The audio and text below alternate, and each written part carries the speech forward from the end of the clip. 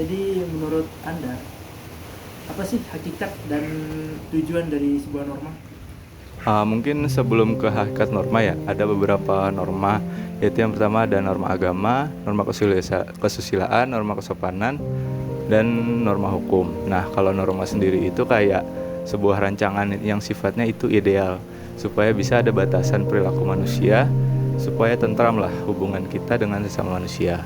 Nah, kalau tujuan dari norma itu sendiri, biar perilaku masyarakat itu sesuai sama nilai-nilai yang ada di masyarakat gitu. Lalu juga buat menjaga keharmonisan antar masyarakat.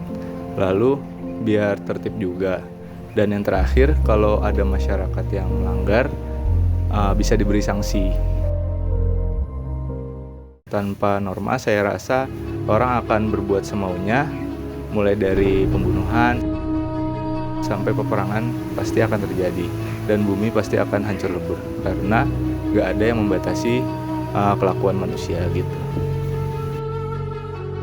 Lalu untuk pertanyaan berikutnya, kalau menurut Anda sendiri, apa sih hakikat dan tujuan dari hukum?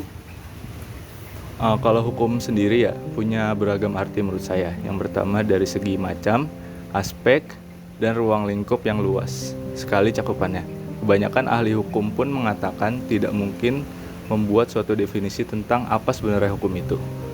Tapi kalau dari yang saya baca, Utrecht mengatakan bahwa hakikat hukum merupakan persoalan-persoalan meliputi tujuan hukum, keadilan, kepastian hukum, dan kemanfaatan. Nah, kalau fungsi hukum sendiri, saya mengutip dari pernyataan Lawrence Friedman, yaitu sebagai yang pertama sistem kontrol, yaitu hukum memerintahkan apa yang harus dan jangan dilakukan secara paksa.